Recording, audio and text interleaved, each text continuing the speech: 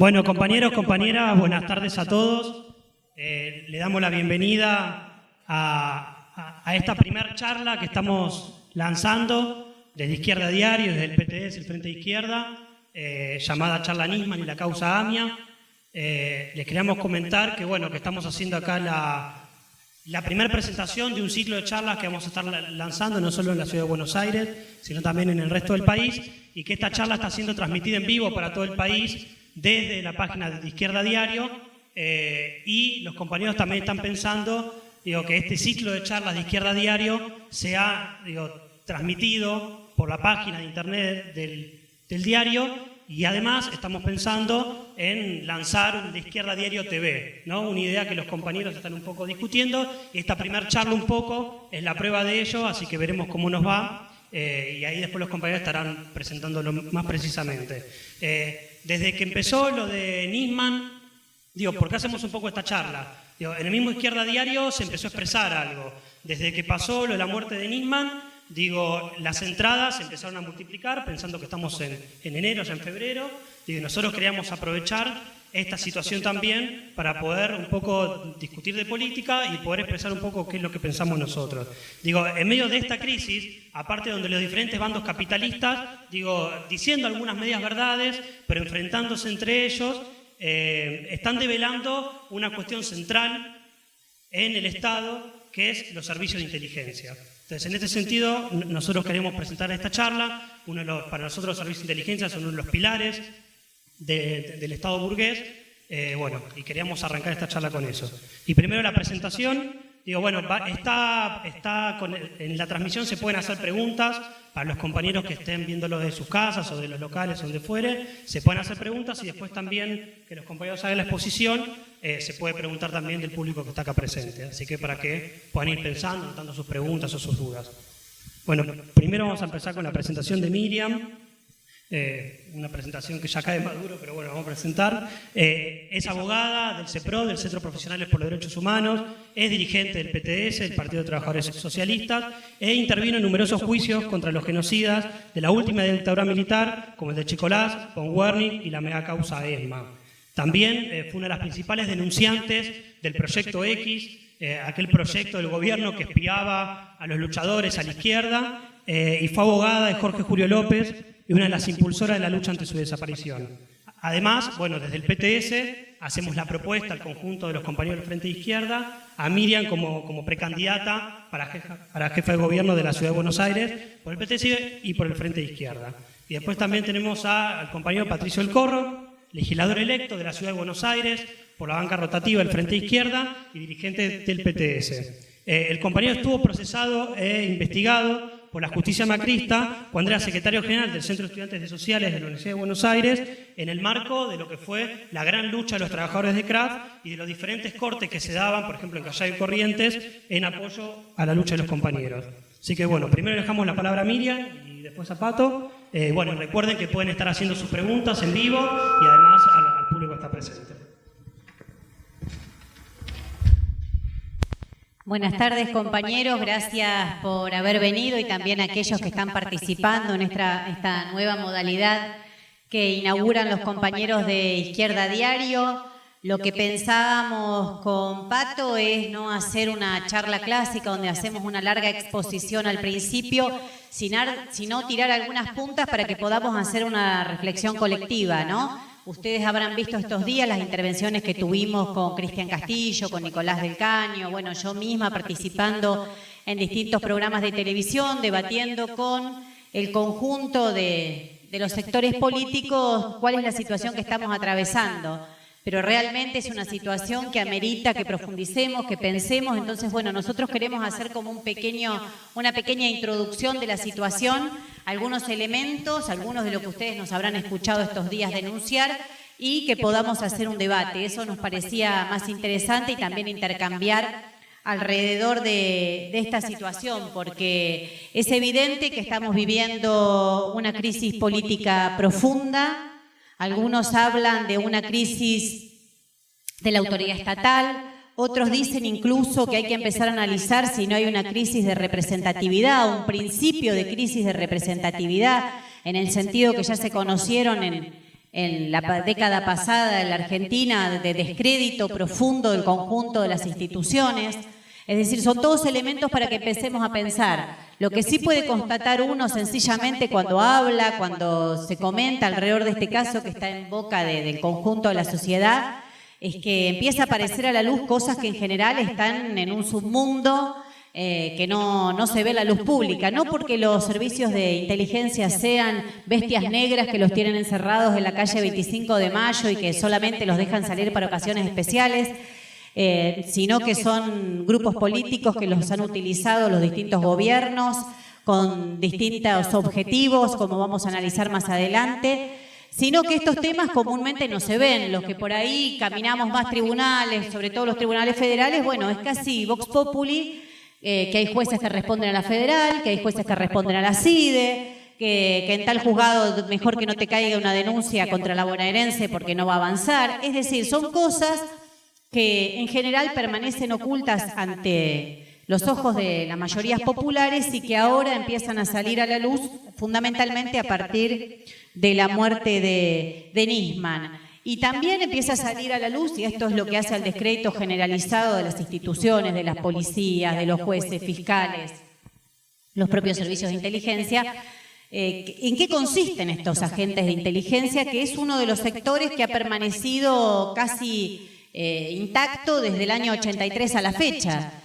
Por distintos motivos que no vienen a cuento ahora, incluso hasta la policía bonaerense, en el ejército, hubo un cierto recambio, modificaciones del 83 a esta parte. Los servicios de inteligencia, aprovechándose de esa calidad precisamente, de tener una identidad reservada, de haber estado infiltrados, permanecieron prácticamente ocultos. Ustedes recordarán que hace 2 años, creo, se conoció la lista del batallón 601, que paradójicamente el que la dio a la luz fue el general Milani, ¿no? Milani fue el que dio a conocer la lista de quienes integraban el batallón 601, que era el cuerpo de inteligencia del ejército y que actuó durante toda la dictadura mancomunadamente con la CIDE. Bueno, y ahí se descubrió que había personas que estaban infiltradas desde hacía años en organizaciones y que habían estado durante todos los gobiernos constitucionales posteriores en la misma calidad con la que habían ingresado. Bueno, el caso más paradigmático que nosotros denunciamos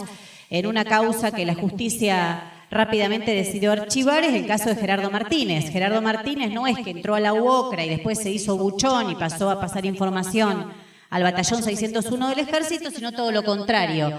Los que pudimos acceder a su legajo, allí consta que Gerardo Martínez ingresó a la UOCRA como agente de reunión de información, agente secreto. Es decir, que ingresó durante la dictadura para convertirse en un buchón de sus propios compañeros, entregar sus propios compañeros a la dictadura. Esto es, digo, como el caso paradigmático, pero así podríamos analizar incluso hasta personas que estaban infiltradas en organizaciones de izquierda. Eso ahora, que hasta ahora había pasado aisladamente, empieza a salir a la luz, como decía, porque se ve esta relación promiscua entre servicios de inteligencia, jueces, fiscales, políticos, periodistas, se ve casi de una manera obscena por televisión. Un fiscal como el fiscal Nisman, que todo el mundo reconoce, que hablaba con Estiuso, es decir, que hablaba con uno de los jefes de los servicios secretos cotidianamente, que antes de detener a una persona le preguntaba a la embajada de Estados Unidos si estaba bien o no, que cuando mandó a detener a Menem se olvidó de avisarle a la embajada y llamó varias veces insistentemente para pedir disculpas a la embajada de Estados Unidos.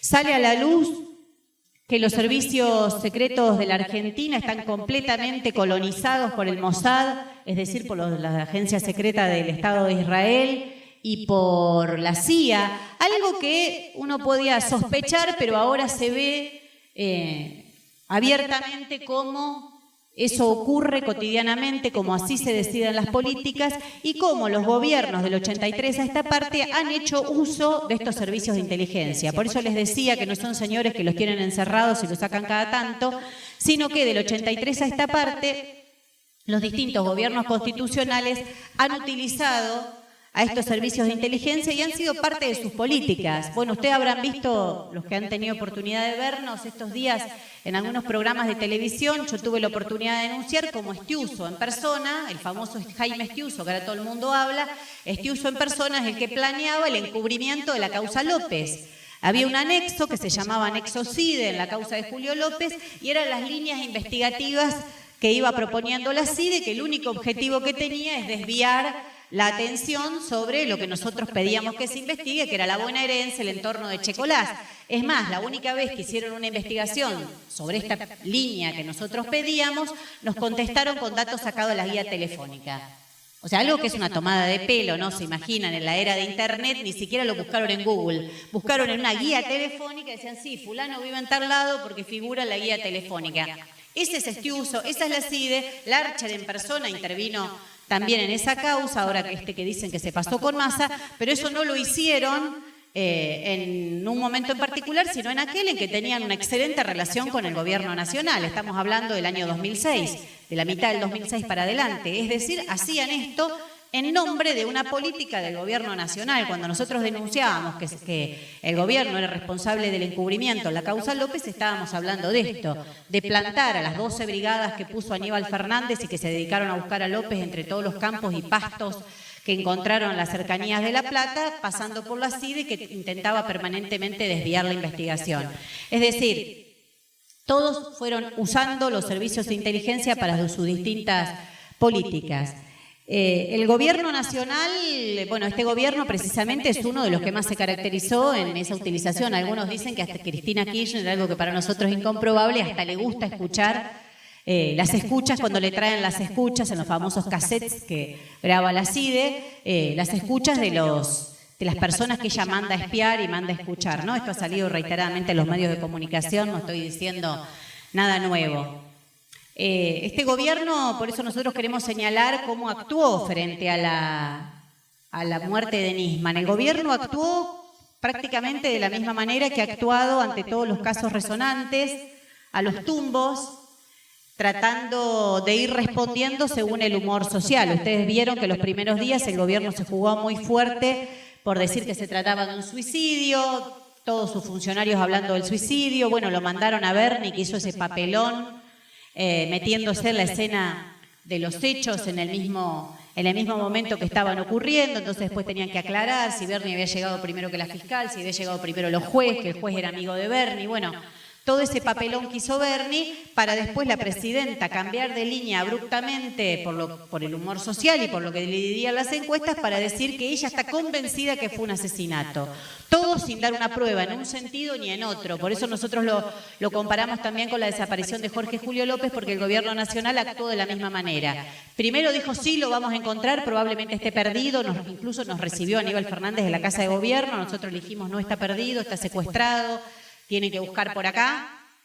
Después Néstor Kirchner al tiempo dijo, compañero Tito, te vamos a encontrar, fuiste secuestrado por bandas parapoliciales que siguen funcionando, para después decir que no existe y nunca más volverlo a nombrar. Es decir, esto que estamos viendo ahora de estos cambios de política es lo habitual que ha hecho el kirchnerismo, respondiendo siempre a los tumbos y viendo qué es lo que le conviene mejor según el posicionamiento político que va necesitando. A la par de eso, y después de los primeros días de asestada esta crisis profunda, política profunda, el gobierno intenta cambiar la agenda, intenta imponer la agenda y a partir de allí manda esta propuesta de ley que tampoco todavía no se ha debatido públicamente demasiado, para reformar la CIDE, la Secretaría de Inteligencia, con un nombre muy rimbombante, que es el de disolución de la CIDE. Esto que también estamos acostumbrados del kirchnerismo, que es que toma una bandera, una consigna, un reclamo de la izquierda, de los sectores populares, de los organismos de derechos humanos,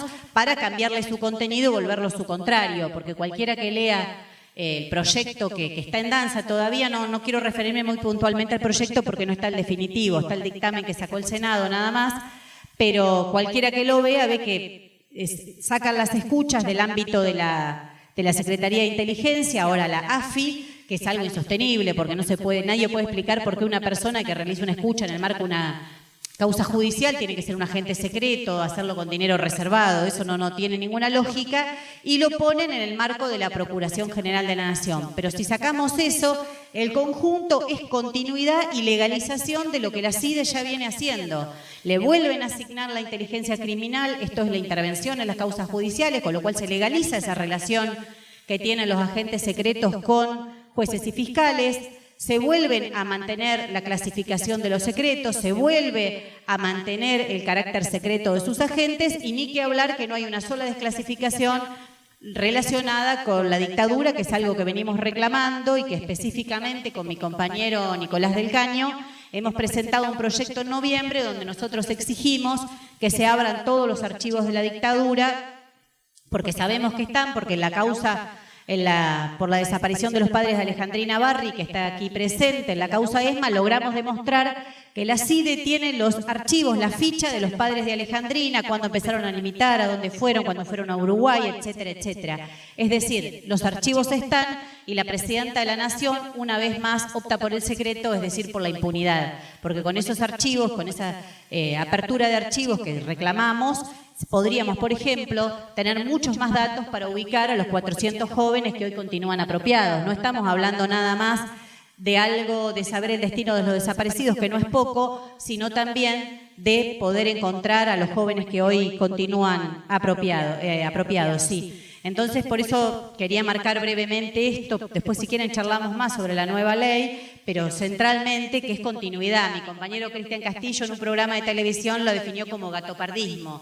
Bueno, puede ser, sí, porque en lo esencial se consolida este régimen de agentes secretos con fondos reservados, con un secreto que se puede guardar hasta 25 años, y dice que a los que entren ahora le van a comprobar que tengan algo así como, bueno, que no hayan violado los derechos humanos. Lo que no dice nada es de todos los que están ahora ya prestando servicios, los 2.000 que están ahora, que pasan sin beneficios de inventario a la nueva agencia y que estamos seguros que ya violaron los derechos humanos porque fueron parte de la dictadura, y de crímenes posteriores como el de Costiqui y Santillán, por ejemplo, que fueron ellos uno de los que planearon esa masacre.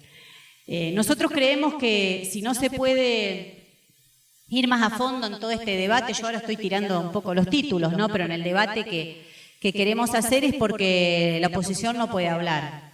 La oposición es parte de una clase política, como decíamos antes, que ha convivido, que ha utilizado, que se relaciona con estos servicios de inteligencia. No hay que ser muy avispado para darse cuenta que muchas de las denuncias que hace la oposición, incluso contra la propia Presidenta de la Nación, Cristina no descubrió nada, cualquiera que mire la tele se da cuenta que eso es trabajo, operaciones de inteligencia, que alguien de la oposición lo blanquea, como tenemos esta gran denuncia para hacer con la Presidenta, que la Presidenta tiene un hotel o fulano tiene una bodega. Bueno, ¿quién puede saber lo que tiene alguien en una bodega si no es alguien que estuvo haciendo espionaje? Bueno, esto es bastante habitual, lo que pasa es que ahora lo reconoce, como decíamos antes, la Presidenta de la Nación, pero todos vemos que los políticos patronales tienen muchas relaciones con estos servicios, los utilizan cotidianamente, y no es porque tengan miedo al carpetazo, porque se hace mucho eje en que tienen miedo al carpetazo. No, son parte de su política, así como tienen la policía, utilizan otras agencias represivas del Estado, los servicios de inteligencia también tienen una función estratégica dentro del Estado capitalista, que es aumentar el poder de policía, estar destinados a la criminalización de la protesta social, y hacen uno de los pilares represivos fundamentales del Estado. Por eso no es casualidad que siempre las principales víctimas de estos servicios de inteligencia somos la izquierda, el movimiento popular, sus organizaciones, etcétera. Permiso.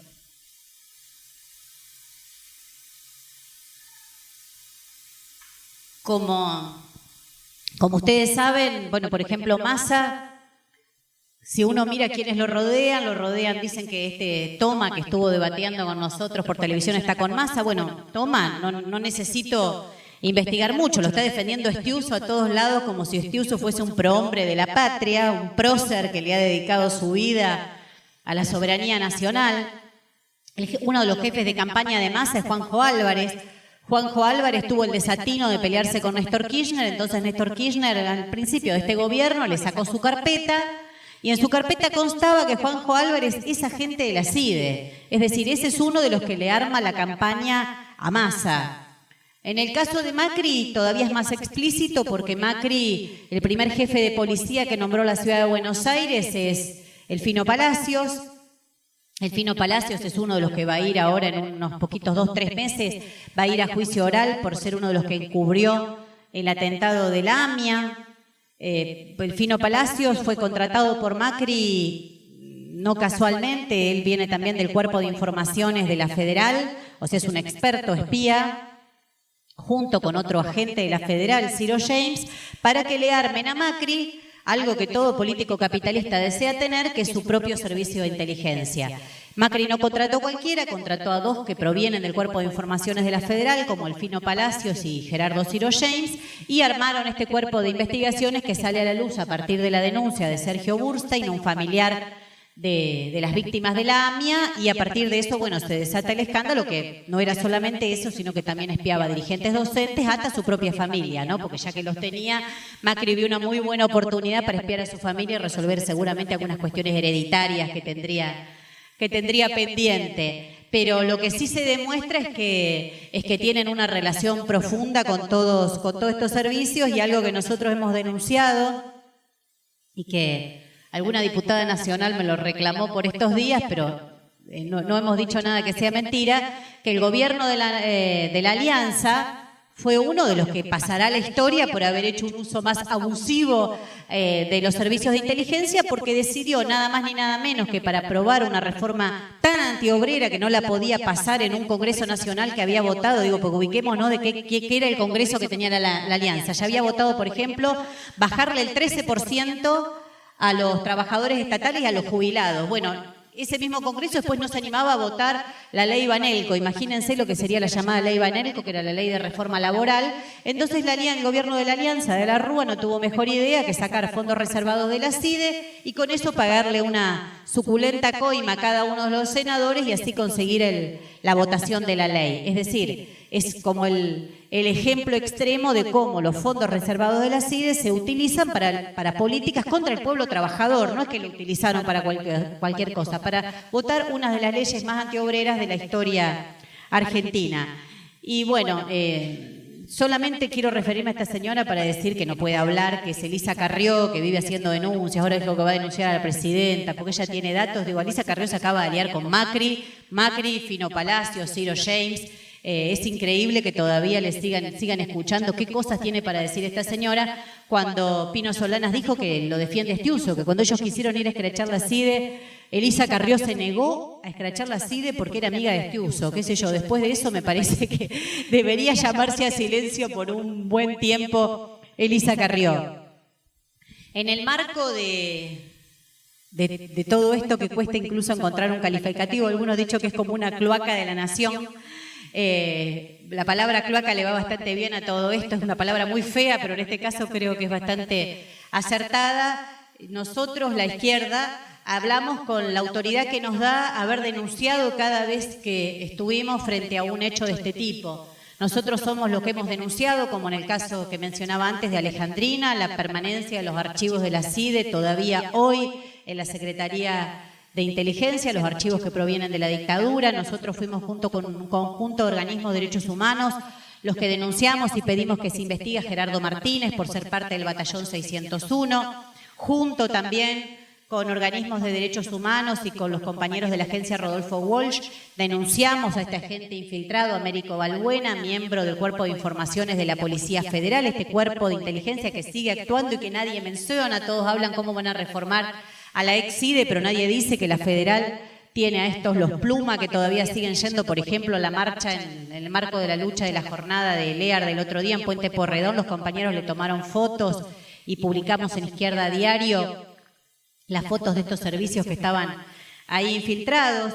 Y nosotros también denunciamos en el marco de las luchas que damos en defensa de los trabajadores, apostando como siempre a que las luchas obreras triunfen, lo que fue uno de los escándalos más grandes del 83 a esta parte de espionaje, que es el llamado Proyecto X.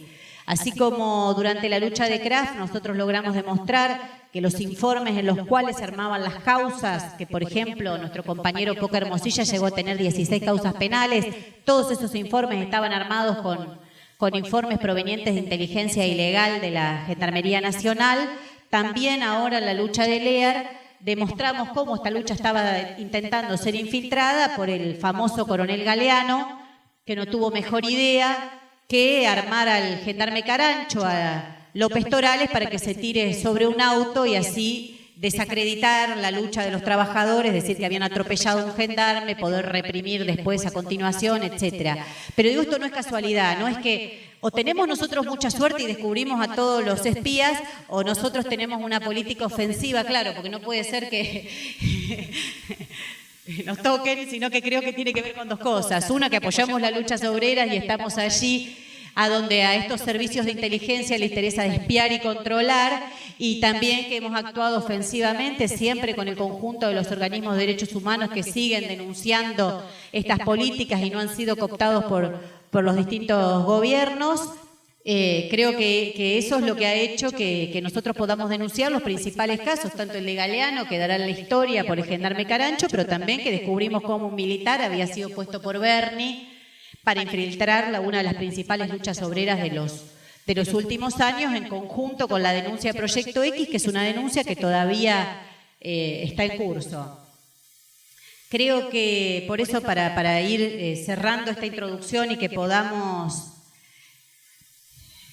debatir un poquito más, quería destacar algo que, bueno, ustedes nos habrán escuchado plantearlo todos estos días. Nosotros creemos que la única manera de salir de este laberinto en los que nos intentan meter la justicia, fiscales, jueces, los propios servicios, las operaciones cruzadas tanto de un lado y del otro. Estamos viendo, según el canal de televisión que uno elija para mirar, ve cómo se están haciendo operaciones todo el tiempo. Entonces, por ejemplo, Lago Marcino es un ángel o un demonio, según el canal de uno de televisión que uno mire. Es como todo el mundo está operando sobre este caso. Nosotros, puede parecer duro decirlo en este momento, pero así no se va a llegar a la verdad. Lo dijimos cada vez que hubo un hecho de este tipo, cuando asesinaron a Candela Sol Rodríguez, que tiene que ver con otros hechos, cuando desapareció Julio López. Con esta metodología no se va a llegar a la verdad, y por eso nosotros venimos planteando la necesidad de una comisión investigadora independiente que esté conformada por personalidades intachables, que nadie dude de su independencia a la hora de poder investigar, de poder analizar las pruebas.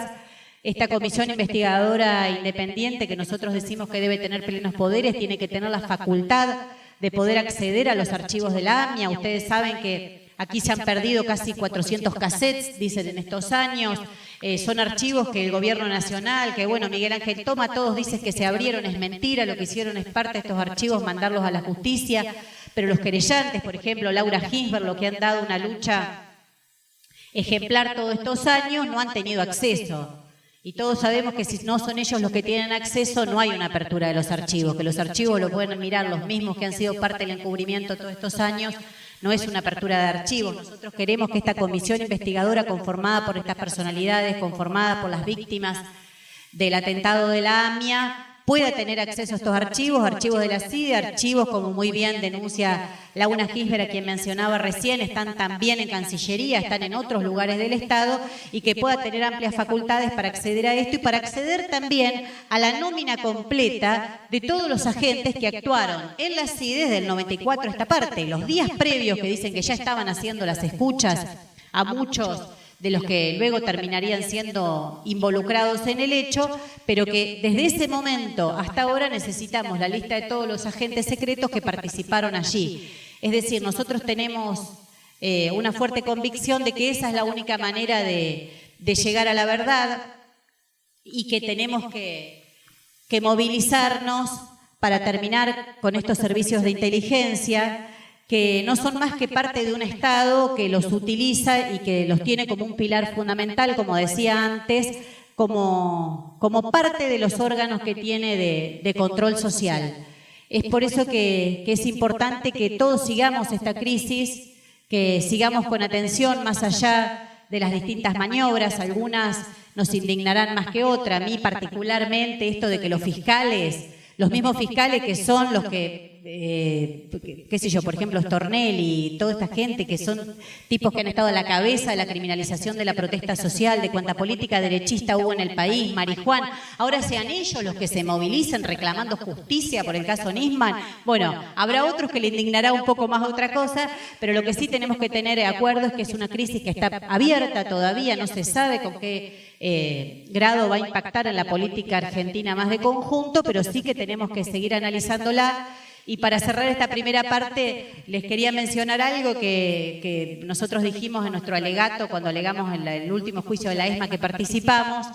una cosa que dijo un sobreviviente que se llama Víctor Basterra, que estuvo muchos años secuestrado en la Escuela de Mecánica de la Armada, que también lo utilizaron para hacer trabajo esclavo, y cuando decidieron liberarlo ya sobre fin de la dictadura, se le acerca un genocida y le dice: vos cuidate, tené cuidado con lo que haces, porque los gobiernos pasan, pero la comunidad informativa siempre queda.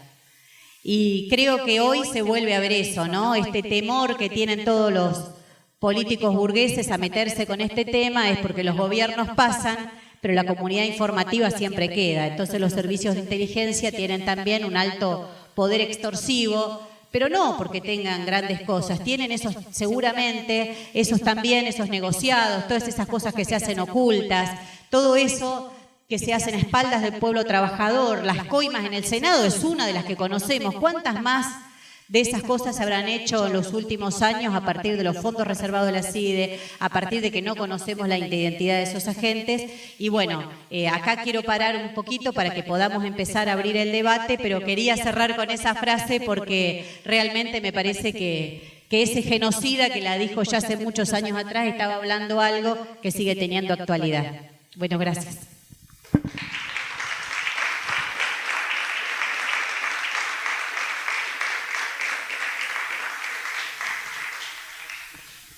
Bueno, compañeros, compañeras, buenas tardes.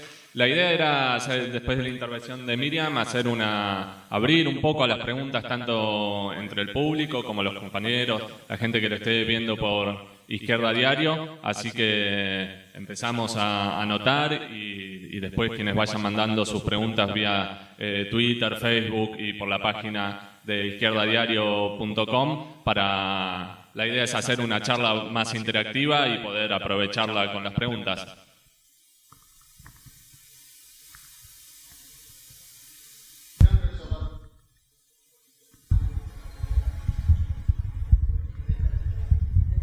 ¿Qué tal? Mi nombre es Osvaldo Curcio, trabajo en Metrogas, soy activista. El tema que quería preguntarte, el caso Esteche, porque se dice que es una persona de izquierda o de quebracho y aparentemente tiene alguna conexión con los servicios. ¿En qué queda? ¿Cuántos Esteche puede llegar a abrir en los partidos nuestros? Esa era mi pregunta. ¿Cómo sabemos que termina ahí la cosa? ¿Hasta qué nivel llegó este señor a conectarse dentro de los partidos nuestros? Esa es la pregunta.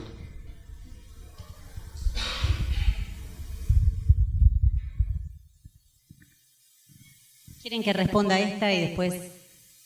No, precisamente no puedo pronunciarme sobre algo que es información de los servicios. Claro, ese es el peligro, porque son 8 años de escuchas que dicen que tienen, de los cuales nadie puede explicar por qué aparecen en un canal de televisión, suficientemente recortadas, y muchas de ellas con una persona. No estoy hablando acá de acuerdo político o no acuerdo político, con una persona que era la que organizaba, por ejemplo, las marchas cuando se hicieron en apoyo a Palestina. Entonces supongo que mucha gente debe haber hablado con esa persona y debe estar en esas escuchas. Ahora, después eso se recorta, se edita y se pasa por televisión. Lo que queda claro es que no tiene nada que ver con lo que intentaba fundamentar el fiscal Nisman. A partir de eso eran escuchas que realmente uno lo ve por televisión y a mí me da un poco de risa incluso tratar de mandar presa a la presidenta porque alguien le dijo a otro que, viste, Fernando el que hizo el memorándum, entonces a partir, bueno, me parece de muy poca seriedad en cuanto a una acusación penal y una acusación política basada en información de los servicios de inteligencia. No tengo más que decirte, es evidente que no tenemos mayor acuerdo político con Quebracho ni con Esteche. Sí debo decirte que con mi compañero Cristian Castillo, en representación del PTS, por supuesto, hemos participado en toda y cada una de las acciones que se hicieron, porque Esteche en los últimos años se la pasó preso. Fue uno de los presos políticos que más tiempo estuvo encarcelado bajo este gobierno. Entonces, eso. ¿Alguien más, compañeros?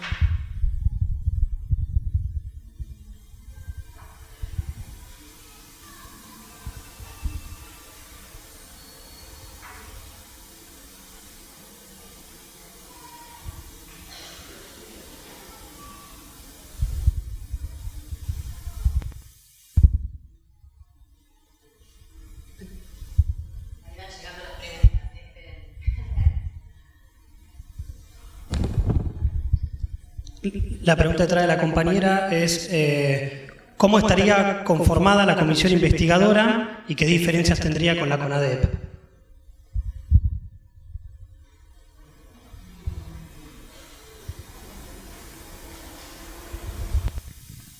Bueno, el planteo es simple. Hay distintas posiciones dentro de la izquierda incluso. Hay un planteo de comisión investigadora independiente que ha sido histórica en la Argentina, que es como lo que decía Miriam básicamente, como dentro de las organizaciones políticas, sociales, sindicales, por fuera de todo lo que puedan ser gente ligada al Estado o a la burocracia sindical, se arma una comisión de notables que pueda desarrollar esta investigación. Esto lo pedimos no solamente para el caso del asesinato de Nisman o de la muerte de Nisman, sino también para distintos casos de gatillo fácil, de persecución policial, etcétera, porque la clave es separarlo de las instituciones del Estado. O sea, separarlo, porque ¿qué investigación podemos esperar que se desarrolle de este Poder Judicial que comentaba Miriam o de los distintos sectores políticos, como los que pueda haber dentro de la Cámara de Diputados, donde todos los partidos son parte implicada y con intereses en que esa investigación no se desarrolle muy lejos? Entonces, es un planteo histórico que desarrolla la izquierda. Obviamente, la Comisión Investigadora Independiente de por sí no tiene el poder después de aplicar ninguna pena ni dar ninguna respuesta concreta. Por eso también, pero teniendo ya una certeza de por dónde puede ir la investigación completamente separado de la policía, de los servicios de inteligencia, es que también es más fácil que apelar a la movilización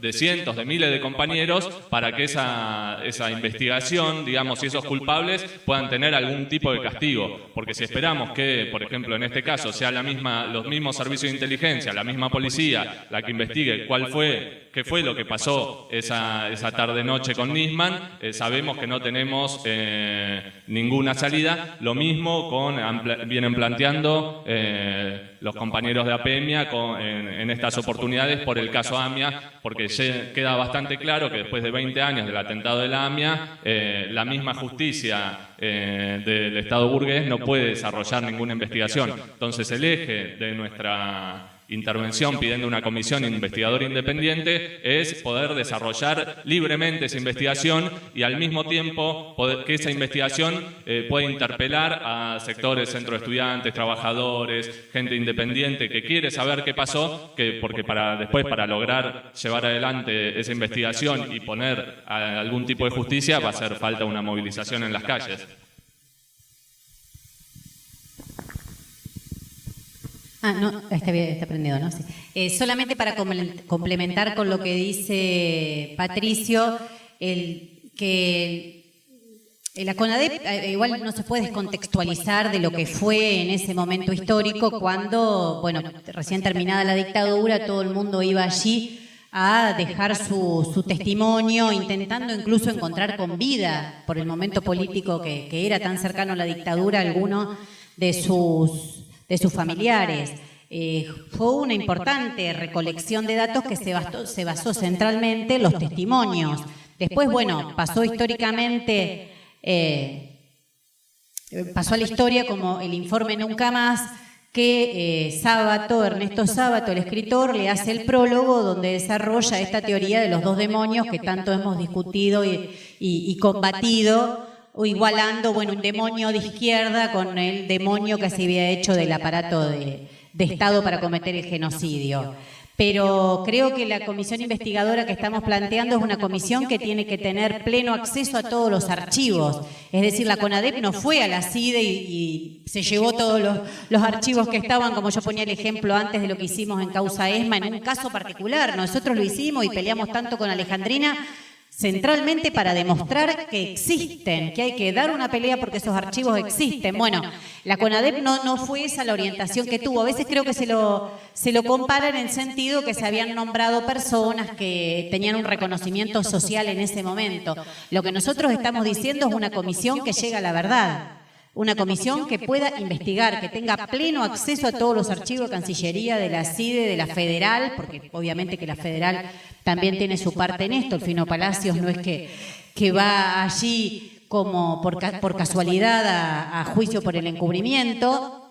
Entonces me parece que tiene otra. Esto es para llegar a la verdad. Como bien decía Patricio, no es que después va a juzgar. Pero sí creemos que si queremos aproximarnos al menos a la verdad con los elementos que tenemos después de 20 años, es necesario que esta comisión pueda tener pleno acceso a todos los archivos. Por eso está ligado lo de la apertura de los archivos. La CONADEP tuvo otro funcionamiento, que tuvo un rol de recibir centralmente, no digo que lo único, pero centralmente recibir las denuncias en un momento en que se estaba reconstruyendo y que había todavía, porque por eso hay que ubicarse, había una pelea por lo que ahora se llamaría el relato, ¿no? Porque ustedes imagínense que todavía estaba vigente el discurso de los genocidas, que decía que estaban todos en Europa, que otros estaban en campos en el sur que los habían llevado a rehabilitarse. Es decir, ahora uno lo puede ver con una mirada distinta. En ese momento los familiares se acercaban a la CONADEP para decir, no, mi hijo está desaparecido, fue secuestrado en tal momento, pasó esto.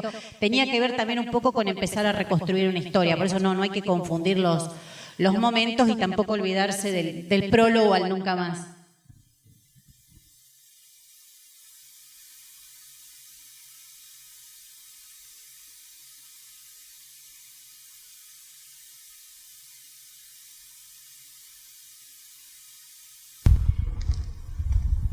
Una de las preguntas que nos llegan por internet, ¿a partir de qué este uso puede declarar? ¿Se puede indagarlo sobre la causa López, Costecchi Santillán, 19 y 20, Norma Sotelo, por internet?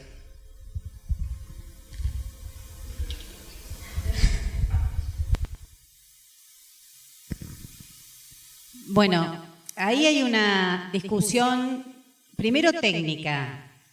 Es llamativo, en el caso Nisman, que a Estiuso lo llamen como testigo. Ustedes saben que testigo es alguien que habla es un tercero, habla de un hecho ajeno que vio, oyó, conoció. Como testigo, Estiuso ya suena un poco extraño. Un testigo que además manda primero a su abogado para que negocie en qué condiciones va a declarar y después se va a presentar él cuando tenga ganas. Es decir, ya ahí hay otro tema, ¿no? Que puede parecer un técnico, pero no es técnico, porque cuando uno llama a alguien como testigo, queda como testigo, lo que dice en esa declaración testimonial no puede ser después utilizado en su contra. Es decir, que no es un problema técnico, sino que puede estar dando una punta de investigación, de para dónde se está orientando y a quiénes se está dejando afuera de la investigación. Entonces, es muy importante seguir esto. Después, Estiuso claro que debería declarar, Estiuso y todos los que han, algunos de los que se nombraban ahí, por todos los casos que están ahí, porque evidentemente en todos esos casos hubo operaciones de la CIDE ha armado incluso causas enteras, hubo una en el año 96 que abarcaba desde Quebracho que mencionábamos antes hasta el PTS, mi partido, a todos, con informes de la CIDE, con qué hacía cada grupo, dónde se reunía, cómo eran sus reuniones, de qué hablaban en sus reuniones, y eso después intentó ser una causa penal. Era tan burda que, bueno, con el paso del tiempo terminó cayendo, pero esto es muy habitual, el armado, como vimos lo de Proyecto X, el armado de causas de la CIDE, también de operaciones, porque si uno ve los días previos cómo fueron armando el escenario de Puente Pueyrredón, ve cómo ellos estuvieron actuando y mostrando una situación de caos, casi que se iba a tomar el poder ese día. Entonces, bueno, tenían que actuar las fuerzas represivas. Es una típica operación de inteligencia. Claro que deberían ser llamados a declarar y claro que deberían responder por cómo actuaron en la causa de Julio López. Lo que pasa es que también se confunde mucho. Yo miraba en los medios de comunicación hoy y dicen, bueno, pero Estiuso fue relevado del secreto del año 72, ahora va a ir y va a hablar. No, la fiscal, esta señora, la que tuvo que interrumpir sus vacaciones, es que no se tomaba desde el 2014, dijo. ¿Cómo se nota que no laburan, viste? No me tomo del 2014, estamos a 2 meses del 2015, o sea, no era un argumento muy sólido para decir que se iba. ¿No? Bueno, esta señora, la de las vacaciones, no le va a preguntar por López, a lo sumo le va a preguntar por este tema. Por eso el otro día nosotros mostrábamos en un programa de televisión, porque de ahora descubrieron, ayer creo, que Estiuso tiene una flota de Nextel y hablaba por Nextel. Bueno, lo que yo mostraba el otro día es el listado de los Nextel de Estiuso, es decir, muy secreto no es, pero la justicia le llevó ¿cuántos días hace que murió Nisman? 15. 15 días para darse cuenta que tiene una flota de Nextel, ahí dice, Estiuso Antonio Horacio. O sea, esto, que está en la causa López desde el año 2006, está en la causa López, no se crean que es un documento secreto que ustedes están conociendo en exclusiva. No, está en la causa López desde el año 2006. La justicia después de 15 días se dio cuenta que hablaba por Radio Nextel con Nisman. Así investigan.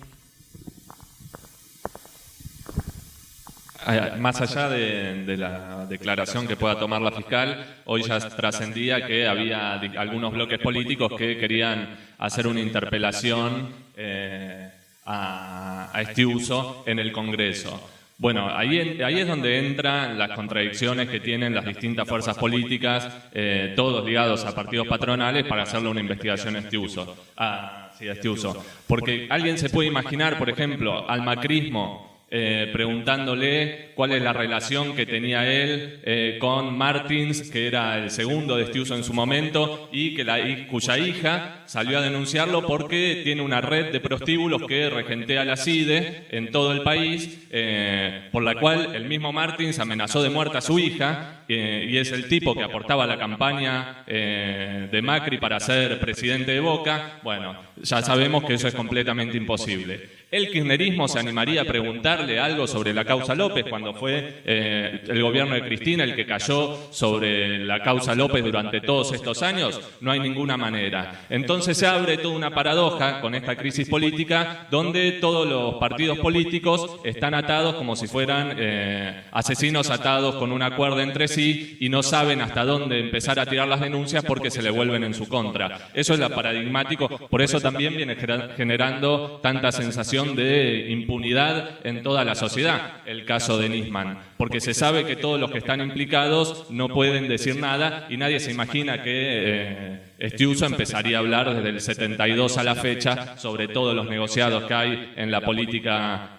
argentina, porque develaría, porque se caería el país a pedazos directamente si eso fuera lo que pasara. Entonces, más allá de lo que habla el fiscal y de las declaraciones que piden, que las distintas interpelaciones que se pueden hacer en el Congreso, todo el mundo sabe que acá lo que está reinando es un manto de silencio. Por eso incluso la marcha de los fiscales, digamos que ahora hay una cuestión bastante paradójica. Hay todo un sector político y del Poder Judicial que quiere canonizar a Nisman como una persona espectacular que desarrollaba adelante una vocación de verdad. Bueno, pero es el mismo que fue el socio de Estiuso, que al mismo tiempo están demonizando todos. Entonces hay una contradicción porque esos mismos fiscales están llamando a decir yo soy Nisman, el mismo Nisman que era socio de Estiuso al que quieren recusar en la Cámara de Diputados por prostitución, tráfico de armas, tráfico de influencias, etcétera. Entonces eso también para ir dando un marco a la situación política. Bien. Acá tenemos otra pregunta que nos llega desde Uruguay, desde Centenario. ¿Cuánto creen que va a cambiar el servicio de inteligencia con los cambios anunciados por el gobierno? Desde Centenario, Uruguay.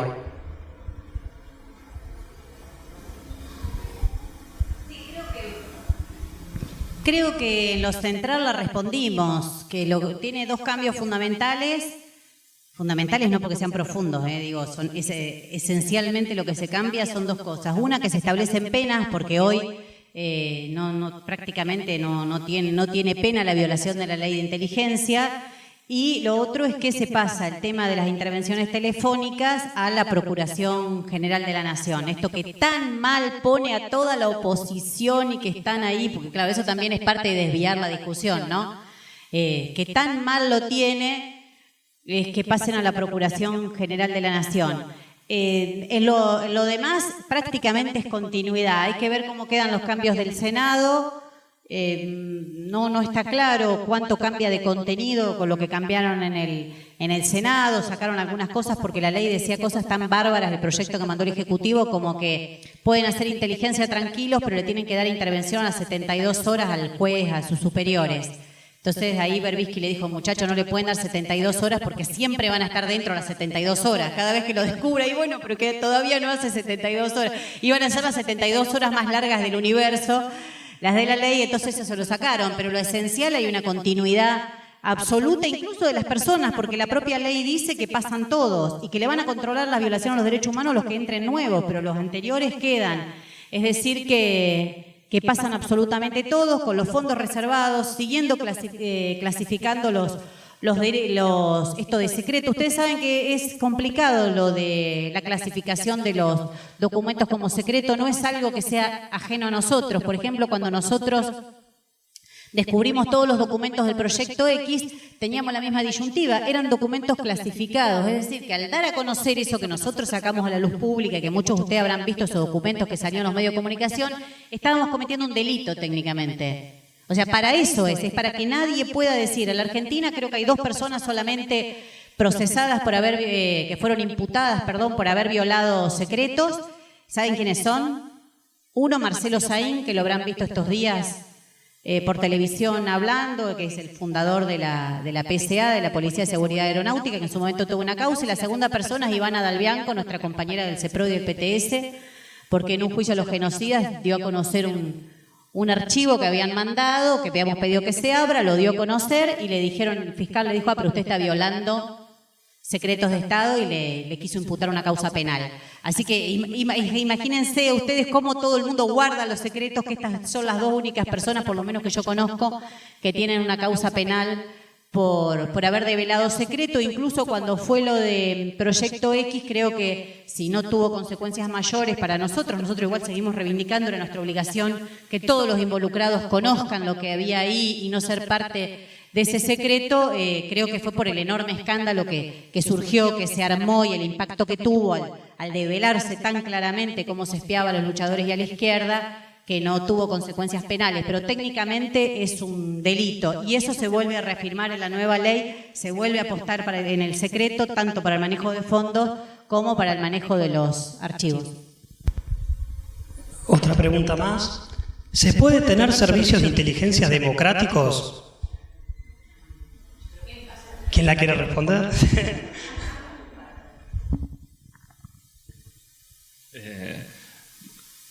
Bueno, la pregunta para mí hace también a un eje central de la charla, que es, que yo la voy a responder, pero pido un segundo, que es el siguiente.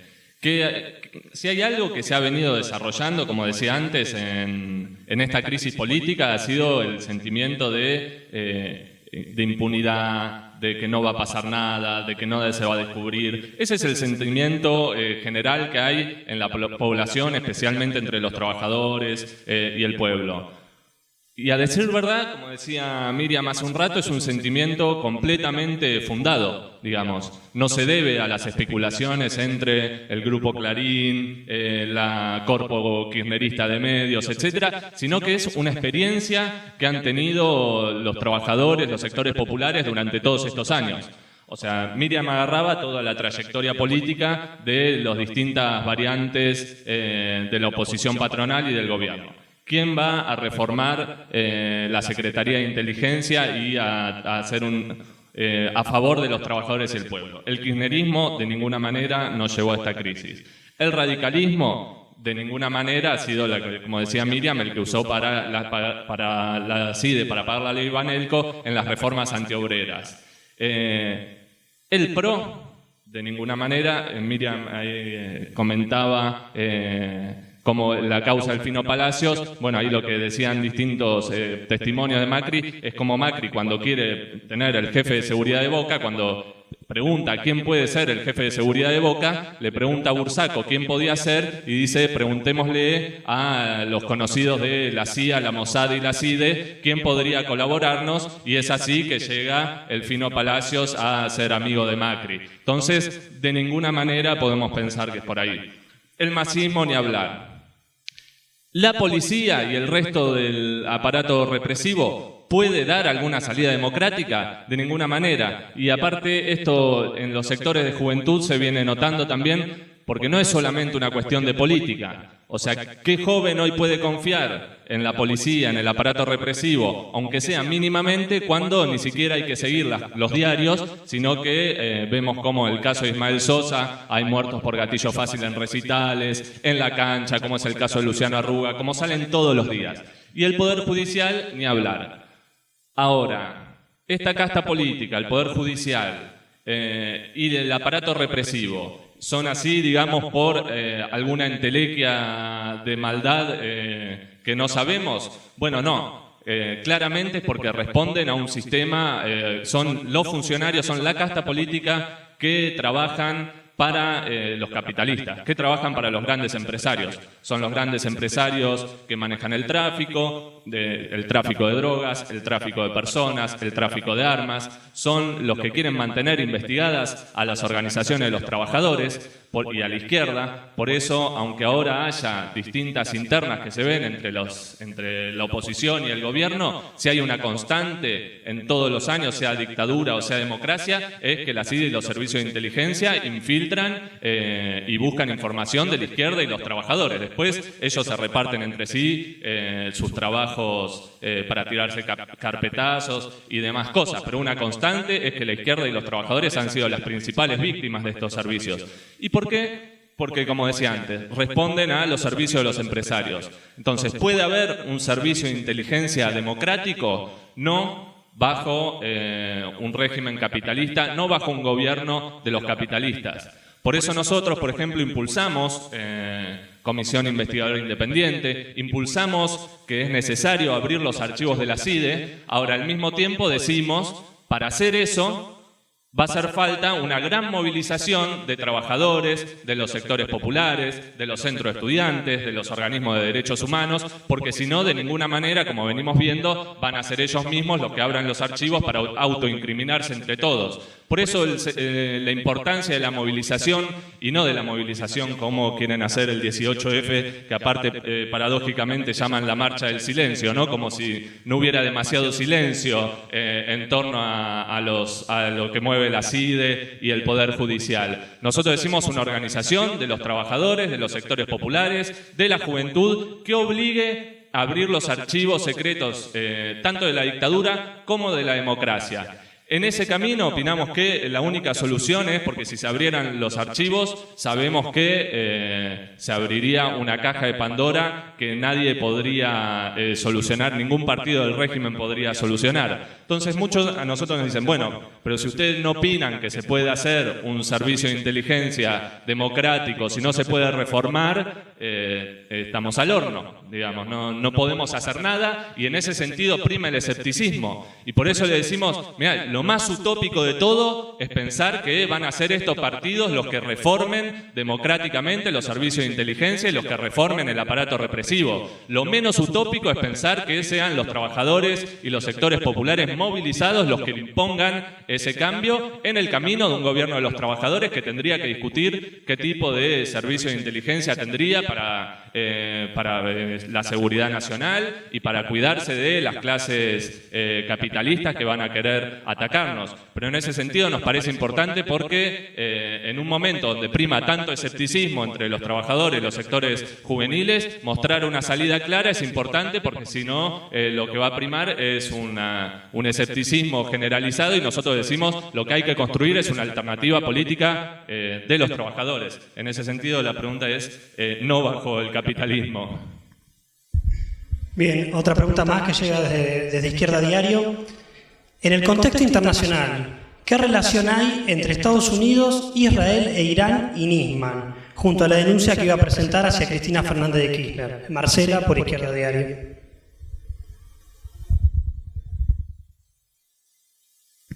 Para contestarla brevemente y no irnos del eje de la charla, es evidente que hay un cambio en la política de Estados Unidos de hace un tiempo a esta parte, y que el fiscal Nisman, el sector de Estiuso y tal vez la Mossad detrás, era el sector más interesado de seguir teniendo una herramienta contra Irán y de minar ese cambio de política nacional. Creo que como contracara, el intento de memorándum que hizo el gobierno nacional, tal vez en forma bastante aventurera, sin medir las consecuencias de dónde se estaba metiendo, tenía que ver con una lectura de este giro en la política exterior de Estados Unidos hacia Irán. En ese sentido, el gobierno nacional intentó cerrar este tema aprovechando ese momento político, pero bueno, evidentemente por el otro lado hay un sector Cristina Kirchner lo absolutiza, dice, a partir de eso empezamos a sufrir operaciones. Lo que pasa es que las operaciones dicen que ella se enriqueció ilícitamente, etcétera, etcétera, y no puede mostrar lo contrario.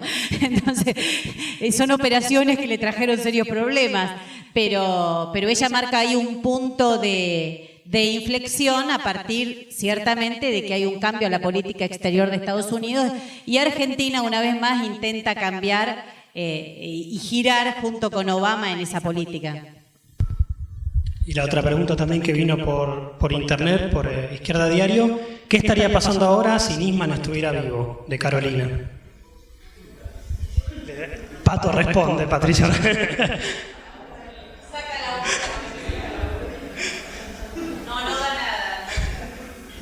Siendo las 8:20. No. No, pasamos a la otra pregunta. Por ahí quería preguntar, o tenía otro sentido, no sé, y lo puede aclarar, digamos, si no, así es medio complicado.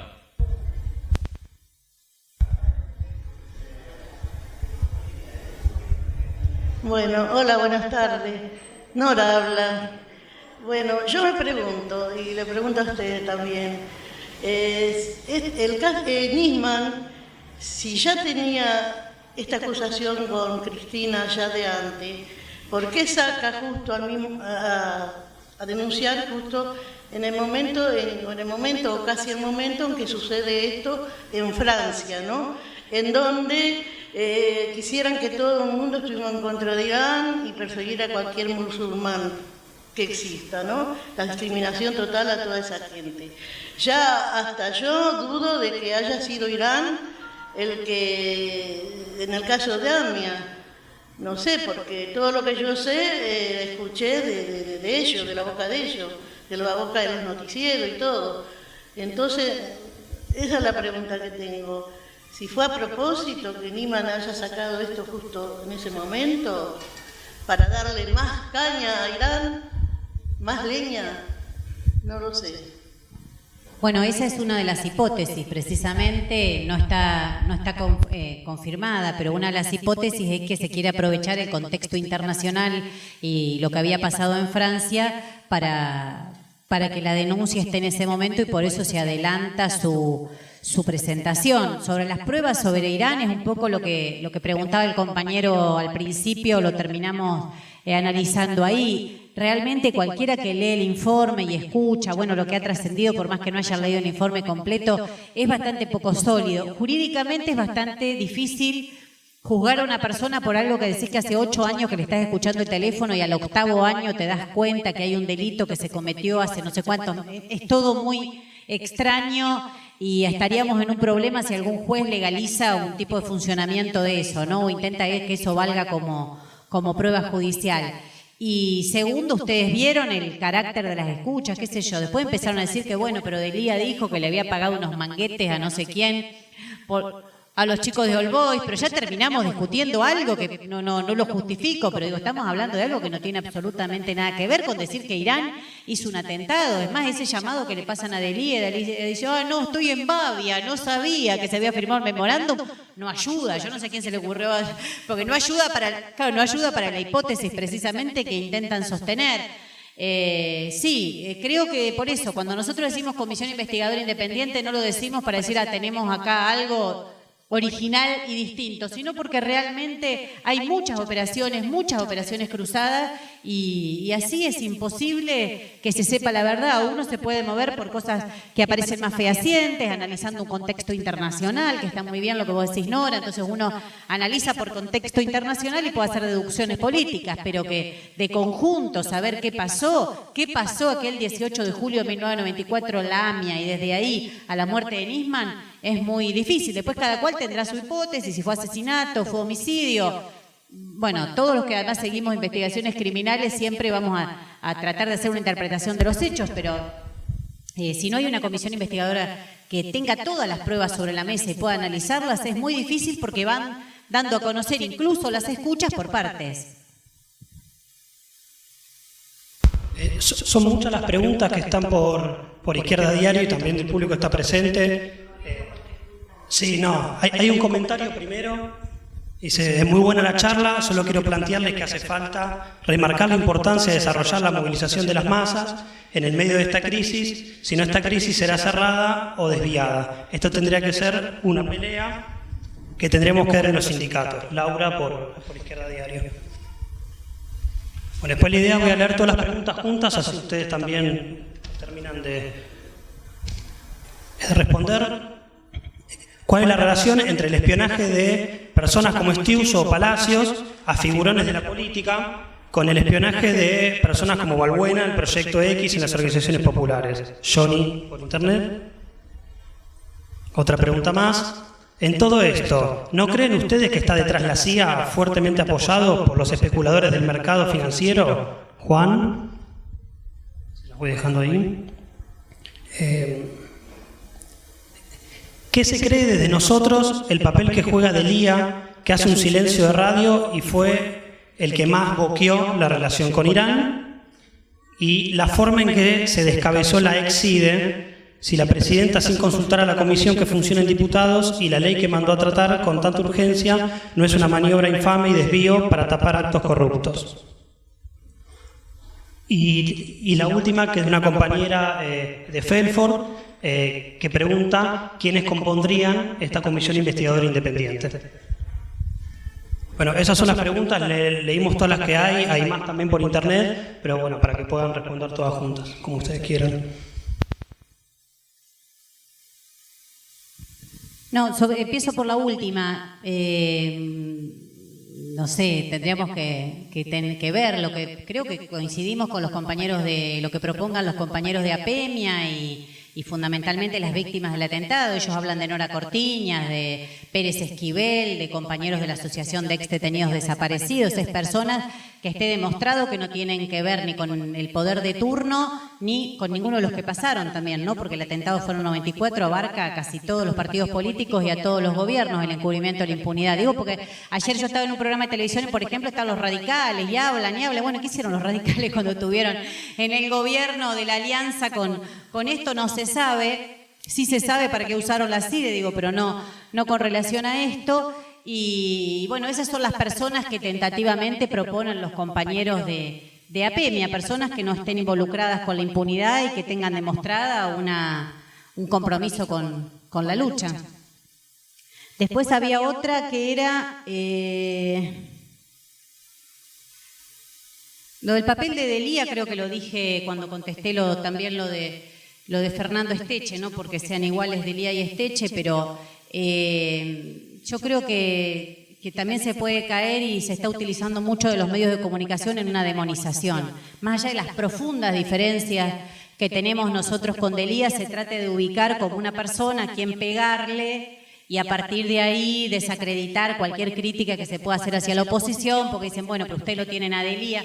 Me parece que nosotros nos tenemos que centrar en los problemas políticos importantes que realmente no creo sinceramente que pasen por lo que tuitea Delia. Después decía, ¿cuál es la relación entre el espionaje de tipos como Estiuso o Palacios, figurones de la política, con el espionaje de tipos como Balbuena, Proyecto X? No sé si la entiendo bien. Para mí la gran diferencia es que hay momentos de determinadas crisis políticas donde los políticos burgueses, los que conforman la casta política, pueden, sí, intercambiarse carpetazos, datos, pero fundamentalmente los servicios de inteligencia, el 99,9% de su tiempo, tienen una función que, como decíamos con Pato, una función estratégica, que es de aumentar el poder de policía del Estado, es de control social, y por eso las víctimas del espionaje siempre es el movimiento obrero, el movimiento popular, sus organizaciones y la izquierda. El 99,9% de las veces, salvo momentos muy específicos de crisis, que es verdad que pueden aparecer estos intercambios de información o cuando se reordenan las lealtades de la CIDE, que se pasan algunos para trabajar con Massa o por el problema del memorándum con Irán, empiezan estos carpetazos que dice la presidenta que le hicieron. Eso no se descarta, hay cosas que son bastante obvias, pero no es eso lo que hacen los servicios de inteligencia del Estado el 99,9% de su tiempo. De hecho, la gente Balbuena tenía, entre las tantas funciones que tenía este infiltrado de la Federal, era sacar información, por ejemplo, de la Alameda para pasarle a la Federal y evitar que esa organización que escracha prostíbulos donde hay trata de personas, trabajo esclavo, llegara, es decir, que cuando llegaran ya estuviese desmantelado. Claudio de Le Carbonara, nuestro compañero, declaró la causa y dice que cuando iba al subte a hacer siempre reportaje le preguntaban, ¿y ustedes? ¿Y qué opinan? ¿Y qué diferencias tienen con la dirección del sindicato? Todo el tiempo trataba de enterarse de disputas políticas, no de la pregunta típica de un periodista que es, che, ¿y paran mañana? ¿Cuándo van a parar? ¿A qué hora? Que es lo que cualquier periodista pregunta. Bueno, evidentemente es porque esa es la función que tienen. Pusimos el ejemplo de Gerardo Martínez, Proyecto X. Sí, está todo el mundo en Proyecto X, es enorme la cantidad de información que hay, pero fundamentalmente si uno tiene que buscar un eje ordenador, está allí todo aquel que alguna vez se organizó y luchó por algún motivo. Si alguna vez alguien fue parte de una lucha, ya sea ambiental o política, gremial, está en el Proyecto X. Ese es el eje ordenador del funcionamiento de los servicios de inteligencia bajo el Estado capitalista. Y en la Argentina es tan notorio porque es un país donde hubo dos atentados, ¿no? El de la embajada y el de AMIA. Un país donde hubo una guerra con Inglaterra. Bueno, ¿cuál fue el rol de la CIDE en la guerra con Inglaterra? Nadie puede, ni los que han estudiado avesadamente historia nacional, pueden dar un ejemplo. Ahora, cualquiera que sepa un poquito de historia sabe que la CIDE tuvo un centro clandestino propio que se llamó Automotores Orletti en Floresta, que la CIDE tuvo que ver con las grandes Piratas del Asfalto, Aníbal Gordon, es decir, cualquiera que haya leído un poco de historia nacional puede dar decenas de ejemplos de actos delincuenciales de la CIDE y persecución hacia el movimiento obrero, la izquierda y los luchadores sociales y políticos. Es decir, esos ejemplos podemos dar miles. ¿De qué rol cumplieron la guerra de Malvinas? ¿Qué rol cumplieron para evitar los atentados? Por ejemplo, ninguno. Bueno, eso también habla de cuál es la función social que tienen. Había un compañero que preguntaba, Juan de la Red, en todo esto, ¿no creen ustedes que está detrás la CIA, fuertemente apoyado por los especuladores del mercado financiero? Bueno, si por todo esto queremos decir atrás de la CIDE, atrás del gobierno, atrás de los servicios de inteligencia, etcétera, pero eso ya lo ha dicho el mismo kirchnerismo. De hecho, el kirchnerismo, entre las medias verdades que se van diciendo en estos días, ha dicho que había fuertes influencias de la CIA, de la Mossad, dentro de la propia CIDE, dando, digamos, una confesión de partes de que un eje del Estado, como son los servicios de inteligencia, están completamente infiltrados por los servicios de inteligencia de países imperialistas. Entonces, ¿qué quiere decir? Que nuestro país está completamente, tiene su aparato represivo, sus servicios de inteligencia completamente subordinados al carácter, a los regímenes de los países imperialistas. Por eso, como daba buen ejemplo Miriam, nadie puede decir qué rol contra los ingleses en las Malvinas han jugado los de la CIDE, no puede decir qué grandes negociados o escándalos de corrupción han encontrado de grandes empresarios que vienen acá, como Chevron, la Exxon o distintos sectores empresarios en distintos lugares. Y entonces, en ese sentido, desde ya. O sea, pero eso ha sido bajo el gobierno militar, ha sido bajo el régimen democrático burgués, tanto sean un gobierno radical, sea el de la Alianza, con sectores progresistas, sea con el kirchnerismo, sea con Duhalde, sea con Menem. Eso ha sido durante todos esos años lo mismo. Por eso había otro compañero que decía, bueno, ¿por qué si nosotros decíamos que no puede haber un régimen de servicio democrático bajo el capitalismo, ¿por qué nos ponemos a denunciar todas estas cuestiones? Bueno, de hecho, Miriam decía, por ejemplo, el juicio a los genocidas. Bueno, dejamos en claro cuál fue el carácter genocida de clase contra los trabajadores del último golpe de Estado, debilitando al aparato, al ejército, contrariamente a lo que quiso hacer el kirchnerismo, bajando los cuadros y queriendo volver a instaurar una pacificación entre el ejército y la sociedad,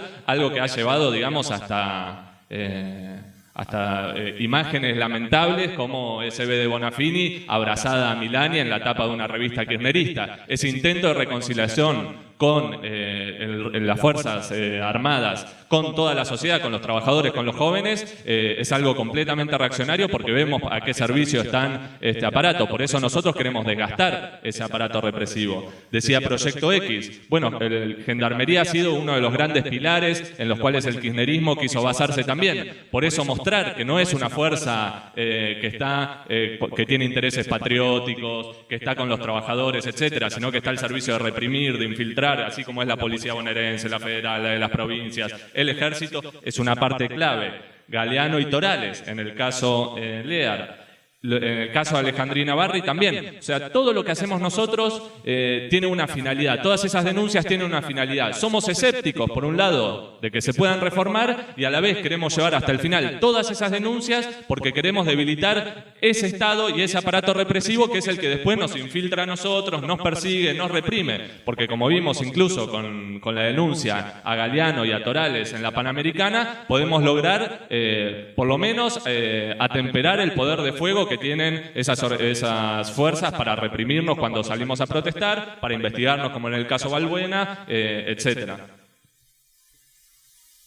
Bien, compañeros, llegaron decenas de comentarios más que lo que le decimos a los compañeros que están conectados a Izquierda Diario, que las iré por Twitter, que se las iremos respondiendo en la semana. Los compañeros pueden sentarse a leerlas y responderlas, porque como para ir cerrando, sí queríamos dejar una última pregunta que están haciendo los compañeros de PepsiCo que se juntaron a ver la charla, que preguntan: ¿es posible que en el capitalismo desaparezcan los servicios?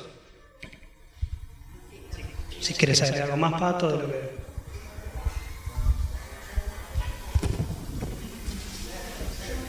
No, lo que estábamos diciendo es que tal vez la pregunta la mandaron hace un ratito porque es justo lo que acaba de contestar Pato.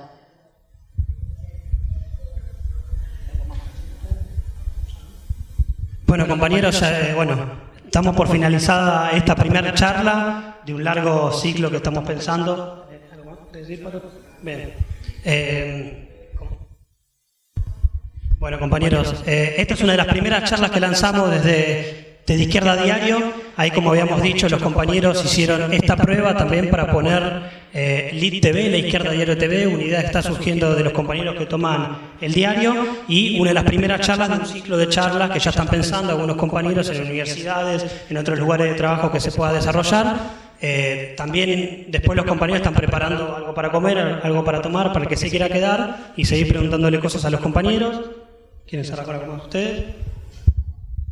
No, ahí por la pregunta. Lo que nosotros queríamos aprovechar también en la charla es para aprovechar, porque evidentemente con el caso Nisman suscitó un gran interés y se nota en las preguntas, digamos, es un caso que se viene siguiendo porque empieza a destapar un montón de ollas y empieza a destapar un montón de cuestiones que en años pasados quedaban en la completa oscuridad, como es el rol de los servicios, que es una parte central del Estado. Ahora, por lo que primero decía yo, lo que nosotros queremos transmitir es que la única salida que tenemos, si queremos que esto no pase, como decía alguna de las preguntas, y que se tape como una de las crisis más nacionales, es la organización y la movilización. Nosotros venimos insistiendo tanto con realizar acciones independientes para exigir la apertura de los archivos en todo lo que hace al caso Nisman, pero también por el atentado de la AMIA, pero hay un problema, digamos, que es los mismos medios de comunicación, la pelea entre la Corpo y la Corpo, llevan a un escepticismo importante dentro de la población, digamos, y dentro de los trabajadores. Ahí contaban, si hay trabajadores viendo la charla por internet o en sus casas o en el trabajo, probablemente la conclusión sea, bueno, entonces esto es irreformable, pero entonces, ¿qué podemos hacer? Bueno, nosotros los llamamos a organizarse junto al PTS, que venimos planteando luchas en los distintos terrenos, porque, por ejemplo, si uno ve la charla, las causas que lleva Miriam, los compañeros del CEPROD, no es simplemente porque sean excelentes abogados que lo llevan, lo cual lo son y han aportado un montón de cosas, sino porque quieren aportar a la construcción de un partido que tira abajo el capitalismo. Sí, los compañeros que llevan luchas adelante, como los de LEAR, los de CRAF, los de las distintas comisiones internas que hay, tanto donde está el PTS, donde hay compañeros que se organizan con comisiones internas clasistas o de distintos lugares. Acá hay compañeros de Felford, de la Coca-Cola, del SUB, de distintos lugares de capital que lo vienen desarrollando. No lo hacemos simplemente porque queremos organizarnos sindicalmente por cuestiones laborales, sino que también queremos organizaciones de trabajadores que salgan a exigir y a movilizarse cuando hay crisis políticas como estas. Cuando conquistamos centros de estudiantes o desarrollamos la movilización de los estudiantes en las calles, no lo hacemos simplemente por los derechos de los estudiantes, sino también porque queremos apostar a construir una fuerza social junto a los trabajadores, junto a los organismos de derechos humanos que puedan torcerle el brazo a estos servicios de inteligencia, a su Estado y a sus gobiernos. Entonces, lo que queremos decir es, la única manera de cambiar la situación actual que se ve de podredumbre es tirando abajo un régimen que gobierna para los grandes empresarios, para los capitalistas y construyendo una fuerza social que pueda hacerlo. Porque evidentemente lo que vimos con esta crisis es que el poder de fuego que tienen es muy alto. Ahora, lo que nadie dice es que el único que podría parar ese poder de fuego y al único en el cual retrocedería esos servicios de inteligencia es con la movilización de los trabajadores, de la juventud y de los estudiantes. Esto en distintos lugares del mundo vemos que hay levantamiento de la juventud, de sectores de trabajadores que vienen desarrollando distintas alternativas políticas. Nosotros creemos que hay que apostar a esa movilización, pero con un programa claro de un gobierno de trabajadores que quiere decir no más partidos patronales que gobiernen para las grandes empresas, sino partidos que gobiernen para los intereses de la clase trabajadora y para los intereses de las mayorías populares. Eso es lo que queremos decir. En cierto sentido sí es dar vuelta a todo y por eso militamos desde el PTS en las distintas ramas que venía mencionando, por las cuales ustedes habrán llegado acá y probablemente muchos compañeros lo estén viendo por internet. Pero queremos apostar a que ustedes también construyan este partido y estas organizaciones con nosotros, porque creemos que es la única manera de darle una solución a esta crisis. Por eso el ciclo de charlas es muy interesante para poder politizar la discusión, para poder elevar, para abrir distintas opiniones y tener un debate entre nosotros, solamente si no lo hacemos con un fin puramente periodístico, sino de poner una fuerza militante en las calles que pueda revertir esto. Así que, bueno, muchas gracias por la charla. No, una cosita muy pequeña antes de terminar, porque ya lo dijo todo Pato, pero estuvimos hablando durante toda la charla de las profundas operaciones de prensa, de las demonizaciones de determinadas personas que se hacen desde el Grupo Clarín, desde determinados medios, es decir, abordamos muchas cosas, por eso los invito que ante una crisis política tan profunda y ante la necesidad que tenemos de dar una respuesta propia de los trabajadores y el pueblo, que sigan Izquierda Diario. Y esto lo digo no para hacer un chivo de Izquierda Diario, sino porque allí estamos tratando de reflejar todos estos debates. Esto que hoy hicimos en pequeño en esta charla es parte de lo que venimos tratando de escribir y de reflejar en Izquierda Diario, donde cotidianamente hay informes profundos y donde tratamos de dar una visión que como fue en otros momentos, cuando por ejemplo fue la crisis del campo, que el PTS se hizo conocido porque decíamos ni ca ni campo, ¿no? Cuando incluso tantos sectores de izquierda se abrazaban a la sociedad rural y nosotros nos negamos a tener esa relación bipolar de la realidad. Creo que en este momento hay muchas operaciones cruzadas y es importante que sigamos Izquierda Diario para poder ir intercambiando en este debate y viendo cómo podemos dar una respuesta a los trabajadores, como muy bien decía Pato. Nada más.